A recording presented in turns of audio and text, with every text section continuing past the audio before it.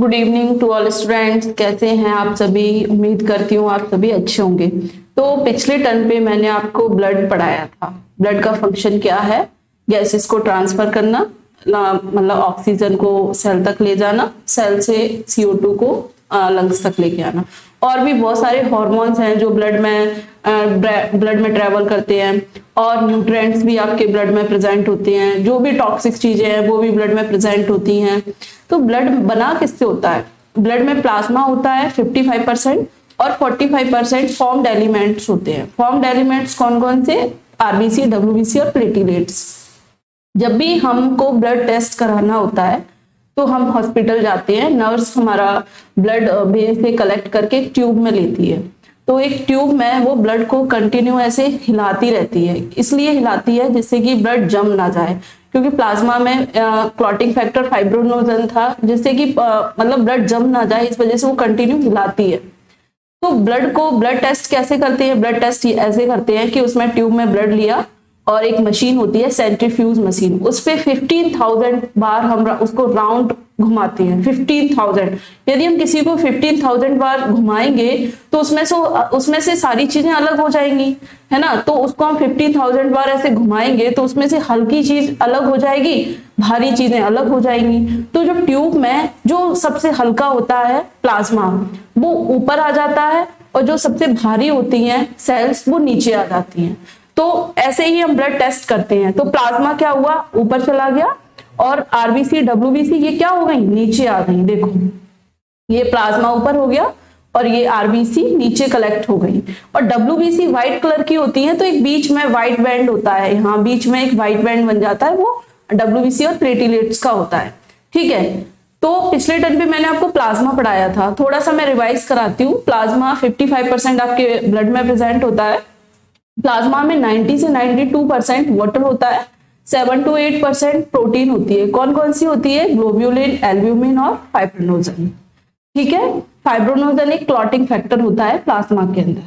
तो आज हम क्या पढ़ेंगे? आरबीसी। आज हम क्या पढ़ेंगे? आरबीसी। ठीक है। तो हम देखते हैं आरबीसी। जैसे कि आरबीसी को हम क्या बोलते हैं? आरबीसी को हम इरिथ्रोसाइट्स भी बोलते हैं। क्या बोलते हैं? इरिथ्रोसाइट्स।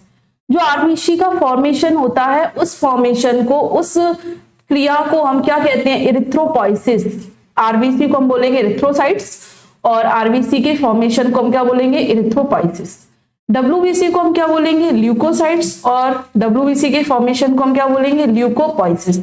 प्लेटलेट्स को हम क्या बोलेंगे? थ्रोम्बोसाइट्स, और प्लेटलेट्स के बनने की प्रोसेस को हम क्या बोलेंगे? थ्रोम्बोपोइसिस। ओके। तो अभी हम क्या पढ़ेंगे? आरबीसी। क्या पढ़ेंगे? आरबीसी। देखो, आरबीसी का ओनली एक ही काम होता है। आरबीसी का ओनली एक ही काम है। ओनली उसका एक काम है कि गैस को ट्रांसफर करना, मतलब जो ऑक्सीजन है उसको सेल्स तक ले जाना, और सेल से CO2 को लंग्स तक लेके आना। इसीलिए उसमें और उसका कोई दूसरा फंक्शन नहीं है। उसको डिवाइड नहीं करना, है ना। हमारी बॉडी में जितनी भी सेल हैं वो क्या करती हैं? डिवीजन करती हैं, डिवाइड करती हैं। इसलिए उनके अंदर न्यूक्लियस होता है, डीएनए होता है, सेल ऑर्गेनेल्स होती हैं, माइटोकॉन्ड्रिया होता है। हमारी पूरी बॉडी की सेल में माइटोकॉन्ड्रिया प्रेजेंट होता है, बट आरबीसी के अंदर कोई माइटोकॉन्ड्रिया प्रेजेंट नहीं होता है ना। तो माइटोकॉन्ड्रिया प्रेजेंट नहीं है, ना ही न्यूक्लियस प्रेजेंट है, ना ही डीएनए प्रेजेंट है, क्योंकि हमारी आरबीसी डिवाइड ही नहीं करती। उनका बस एक ही काम होता है कि गैस को एक जगह से दूसरी जगह तक ट्रांसफर करना। ओनली एक ही काम होता है। तो इसलिए वो ना डिवाइड करती। बस उनका जीवन काल 120 डेज होता है। जो उनका लाइफ स्पैन है वो 120 डेज होता है। 120 डेज बाद वो स्प्लीन में जाके डेड हो जाती हैं। स्प्लीन हमारे बॉडी का ऑर्गन है, उधर जाके वो डेड हो जाती हैं। वो डेड कैसे होती हैं? 120 डेज आपके ब्लड में प्रेजेंट होंगी। जैसे ही उनका डेड वाला टाइम आएगा 120 डेज बाद, तो वो स्प्लीन में जाएंगी। स्प्लीन में बहुत पतली पतली कैपिलरीज होती हैं। वो पतली पतली कैपिलरीज में जाके बिल्कुल डैमेज हो जाती हैं। तो उनमें दो, जैसे हीमोग्लोब्यूलिन होता है, वो दो पार्ट में डिवाइड हो जाता है। हीम अलग हो जाता है, ग्लोब्यूलिन अलग हो जाता है। ठीक है। तो 120 डेज बाद तो वो डेड हो गई। तो आरबीसी का काम क्या है? बस गैस को ट्रांसफर करना। उनके अंदर कोई न्यूक्लियस नहीं होता। उनका शेप डिस्क शेप होता है, क्योंकि वो अपने सरफेस एरिया को ज्यादा इंक्रीज करती है, जिससे वो ज्यादा से ज्यादा ऑक्सीजन को रिसीव कर सकें, है ना। तो अभी हम देखते हैं, जैसे कि हमने अभी क्या बोला, आरबीसी को हम क्या बोलते हैं, इरिथ्रोसाइट्स। आरबीसी के बनने की क्रिया को हमने क्या बोला, इरिथ्रोपोइसिस। आरबीसी सबसे ज्यादा होती है हमारे फॉर्म्ड एलिमेंट में, सबसे ज्यादा आरबीसी होती है, 4 मिलियन से 6 मिलियन पर माइक्रोलीटर होती है, ठीक है। और ये बनती कहाँ है, बोन मैरो में बनती है। बोन मैरो कहाँ प्रेजेंट होती है, हमारी जो आरबीसी, डब्ल्यूबीसी और प्लेटिलेट्स हैं, वो तीनों चीज हमारी बोन मैरो में बनती हैं। बोन मैरो कहाँ प्रेजेंट होती है, हमारी बॉडी में जो बोन्स होती हैं, बोन के अंदर एक लिक्विड मटेरियल भरा होता है जिसको हम बोन मैरो बोलते हैं। बोन मैरो में ही आरबीसी का फॉर्मेशन होता है, डब्ल्यूबीसी का फॉर्मेशन होता है, प्लेटिलेट्स का, ठीक है। बोन मैरो में स्टेम सेल होती है। स्टेम सेल क्या करती है, वो आरबीसी, डब्ल्यूबीसी, प्लेटिलेट्स का फॉर्मेशन करती है।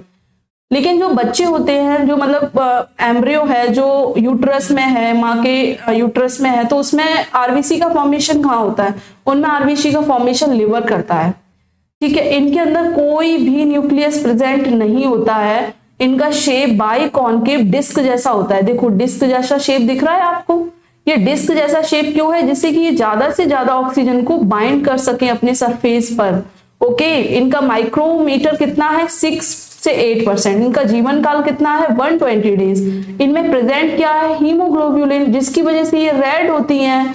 हीमोग्लोब्यूलिन ही आरबीसी में होता है, जिसकी वजह से ये आरबीसी रेड दिखती हैं। हीमोग्लोब्यूलिन का काम ओनली एक होता है कि ये ऑक्सीजन को अपनी सरफेस पे बाइंड करता है। जैसे कि ऑक्सीजन हमारे लंग्स में एल्वोलाई में भर जाता है, एल्वोलाई में कलेक्ट हो जाता है, फिर एल्वोलाई से ऑक्सीजन हमारे ब्लड में आता है। ब्लड में 100% आया, जिसमें से 3% ऑक्सीजन मतलब आपके ब्लड में प्लाज्मा है उसमें जैसे डिसॉल्व हो गया, और बाकी आपके किस में आ गया, आरबीसी में, ठीक है। आरबीसी में हीमोग्लोब्यूलिन ने उस ऑक्सीजन को रिसीव किया और आपकी सेल तक ले गया। तो हीमोग्लोब्यूलिन का काम क्या है, ओनली एक काम है, ऑक्सीजन को रिसीव करना और सेल तक पहुंचाना, कार्बन डाइऑक्साइड को रिसीव करना सेल से और लंग्स तक पहुंचाना, ठीक है।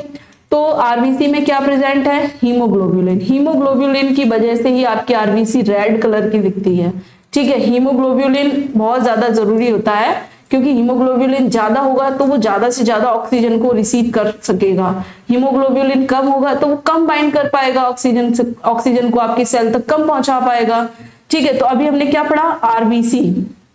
आरबीसी का मतलब क्या है, रेड ब्लड सेल्स, और इनको हम क्या बोलते हैं, इरिथ्रोसाइट्स। इनकी बनने की क्रिया को हम क्या बोलेंगे, इरिथ्रोपोइसिस, ठीक है। तो आरबीसी आपके फॉर्म्ड एलिमेंट्स में सबसे ज्यादा होती हैं। आरबीसी का एक ही काम है, गैस को ट्रांसफर करना, ऑक्सीजन को सेल तक ले जाना। हमारी बॉडी जैसे अभी हम इतना वर्क करते हैं, इतना चलते हैं फिरते हैं, तो हमारी पूरी बॉडी बहुत सारी सेलों से बनी है, हम कौन है, मल्टी सेलुलर है। तो हमारी हर एक सेल को ऑक्सीजन चाहिए, तो वो ऑक्सीजन कौन प्रोवाइड करेगा, आरबीसी। आरबीसी में कौन प्रेजेंट है, हीमोग्लोब्यूलिन। यदि हीमोग्लोब्यूलिन ही कम हो जाएगा तो हमारी सेल में ऑक्सीजन पहुंच ही नहीं पाएगी, है ना। तो ऑक्सीजन तो हमारी हर एक सेल को चाहिए, ठीक है। तो अभी हमने क्या पढ़ा, आरबीसी।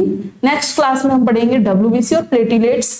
अभी आरबीसी में पूरा हमने अच्छे से पढ़ा है, और अब हम डब्ल्यूबीसी और प्लेटिलेट्स नेक्स्ट क्लास में पढ़ेंगे। Thank you so much.